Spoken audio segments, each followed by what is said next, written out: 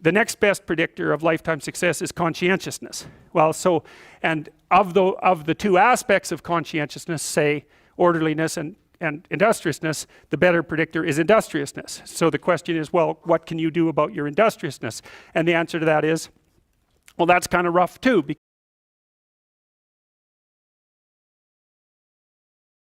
because there's a strong genetic component. But you can work on micro habits with regards to your conscientiousness. And I think the best micro habits, this is partly to do with this future authoring program processes, I think the best thing you can do with regards to your conscientiousness is to set up some aims for yourself, goals that you actually value. And the future authoring program helps people do that.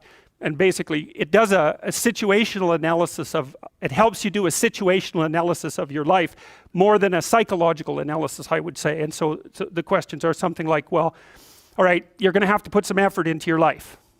And you need to be motivated to do that. And so what are the potential sources of motivation? Well, you could think about them in the big five manner. You know, if you're extroverted, you want friends. If you're agreeable, you want an intimate relationship. If you're disagreeable, you want to win competitions. If you're open, you want to engage in creative activity.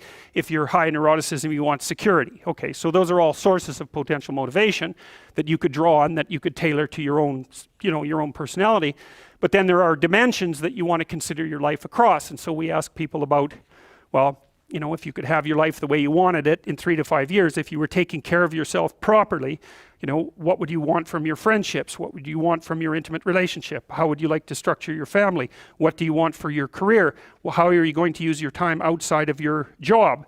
And how are you going to regulate your mental and physical health, and maybe also your drug and alcohol use? Because that's a good place to auger down, you know, because alcoholism, for example, wipes out, you know, 5 to 10% of people. So you want to keep that under control. And then so maybe, you know, you develop a vision of what you would like your life to be, and that associates the goal. Well, once the goal is established, and then you break down the goal into micro processes that you can implement, the micro processes become rewarding in proportion, in relation to their causal association with the goal, and that tangles in your incentive reward system. You know, we talked about the dopaminergic incentive reward system, and that's the thing that keeps you moving forward. And the way it works is that it works better if it produces positive emotion when it can see you moving towards a valued goal. Okay, well, what's the implication of that? Better have a valued goal, because otherwise you can't get any positive motivation working out. And so the more valuable the goal, in principle, the more the micro processes associated with that goal start to take on a positive charge. And so what that means is, well, you get up in the morning and you're excited about the day, you're ready to go. And so as far as I can tell, what you do is you specify your long-term ideal. Maybe you also specify a place you want to stay the hell away from, so that you're terrified to fail as well as excited about succeeding, because that's also useful. You specify your goal. You do that in some sense as a unique individual. You want to specify goals that make you say, oh, if that could happen as a consequence of my efforts, it would clearly be worthwhile. Because the question always is, why do something? Because doing nothing is easy. You just sit there and you don't do anything. That's real easy. The question is, why would you ever do anything? And the answer to that has to be because you've determined by some means that it's worthwhile. And then the next question might be, well, where should you look for worthwhile things? And one would be, well, you could consult your own temperament. And the other would be, well, you kind of look at what it is that people accrue that's valuable across the lifespan. So you do a structural analysis of the subcomponents of human existence, and I already did that. You need a family, you need friends. Like, you don't need to have all these things, but you better have most of them. Family, friends, career, educational goals, plans for, you know, time outside of work, attention to your mental and physical health, etc. You know, that's what life is about. And if you don't have any of those things, well, then all you've got left is misery and suffering. So that's a bad deal for you. So once you set up that goal structure, let's say, and that's really in many ways that's what you should be doing at university.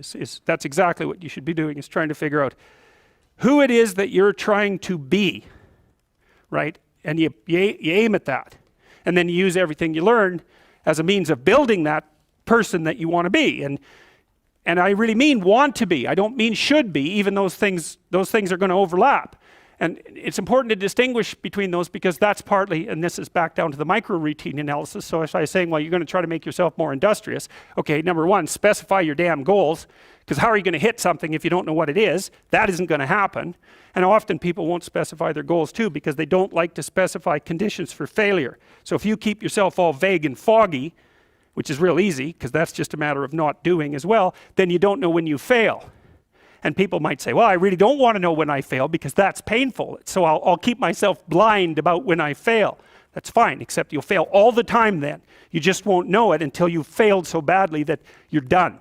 And that can easily happen by the time you're 40. So I would recommend that you don't let that happen. So that's willful blindness, right? You could have known, but you chose not to. Okay, so once you get your goal structure set up, you think, okay, if I could have this life, it looks like that might be worth living, despite the fact that it's going to be, you know, anxiety provoking and threatening, and there's going to be some suffering and loss involved in all of that. Obviously, the goal is to have a vision for your life such that all things considered, that justifies your effort. Okay, so then what do? Well, then you turn down to the micro routines. It's like, okay, well, this is what I'm aiming for. How does that instantiate itself day to day, week to week, month to month? And that's where something like a schedule can be unbelievably useful. Google Calendar. It's like, make a damn schedule and stick to it. Okay, so what's the rule with the schedule? It's not a bloody prison. That's the first thing that people do wrong. They say, well, I don't like to follow a schedule. Well, it's like, well, what kind of schedule are you setting up? Well, I have to do this, then I have to do this, then I have to do this, you know, and then I just go play video games because who wants to do all these things that I have to do? It's like, wrong. Set the damn schedule up so that you have the day you want. That's the trick. It's like, okay, I've got tomorrow. If I was going to set it up so it was the best possible day I could have, practically speaking, what would it look like? Well, then you schedule that. And obviously there's a bit of responsibility that's going to go along with that, because if you have any sense, one of the things that you're going to insist upon is that at the end of the day, you're not in worse shape than you were than at the beginning of the day, right? Because that's a stupid day. If you have a bunch of those in a row, you just dig yourself a hole and then you bury yourself in it. It's like, sorry, that's just not a good strategy. It's a bad strategy. So maybe 20% of your day has to be responsibility and obligation, or maybe it's more than that, depending on how far behind you are. But even that, you can ask yourself, okay, well, I've got these responsibilities. I have to schedule the damn things in. What's the right ratio of responsibility to reward? And you can ask yourself that just like you'd negotiate with someone who is working for you. It's like, okay, you got to work tomorrow. Okay, so I want you to work tomorrow. And you might say, okay, well, what are you going to do for me that makes it likely that I'll work for you? Well, you could ask yourself that, you know. So maybe you do an hour of responsibility and then you play a video game for 15 minutes. I don't know, whatever turns your crank, man. But, you know, you have to negotiate with yourself and not tyrannize yourself. Like you're negotiating with someone that you care for, that you would like to be productive and have a good life. And that's how you make the schedule. It's like, and then you look at the day and you think, well, if I had that day, that'd be good. Great. You know, and you're useless and horrible, so you'll probably only hit it with about 70% accuracy, but that beats the hell out of 0, right? And if you hit it even with 50% accuracy, another rule is, well, aim for 51% the next week, or 50.5% for God's sake, or because you're going to hit that position where things start to loop back positively and spiral you upward. And so that's one way that you can work on your conscientiousness, is to plan a life you'd like to have. And you do that partly by referring to social norms. That's more or less rescuing your father from the belly of the whale. But the other way you do that is by having a little conversation with yourself about, as if you don't really know who you are, because you know what you're like. You won't do what you're told. You won't do what you tell yourself to do. You must have noticed that. It's like you're a bad employee and a worse boss. And both of those work, you know, for you. You don't know what you want to do, and then when you tell yourself what to do, you don't do it anyways. You should fire yourself and find someone else to be. But you know, my point is that you have to understand that you're not your own servant, so to speak. You're someone that you have to negotiate with, and you're someone that you want to present the opportunity of having a good life to. And that's hard for people because they don't like themselves very much. So, you know, they're always like cracking the whip and then procrastinating and cracking the whip and then procrastinating. And it's like, God, it's so boring and it's such a pathetic way of spending your time. And you know what that's like because you probably waste like 6 hours a day. And I think we did an economic calculation about that a while back, right? Your time's probably worth $50 an hour, something like that. I mean, you're not getting paid that now, but you're young. And so this is investment time. And what you do now is going to multiply its effects in the future. So let's say it's $50 an hour, which is perfectly reasonable. So if you waste 6 hours a day, and you are, then you're wasting about $2,000 a week or about $100,000 a year. So like, go ahead, but that's what it's costing you every hour. And you need to know what your damn time is worth.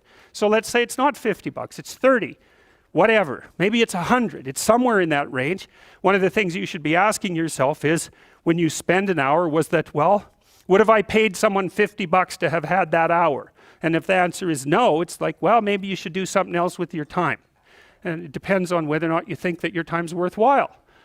But the funny thing about not assuming that is if you assume your time isn't worthwhile, what happens is you don't just sit around sort of randomly in a state of responsibility-less bliss. What you do is you suffer existentially. And so that seems like a stupid solution.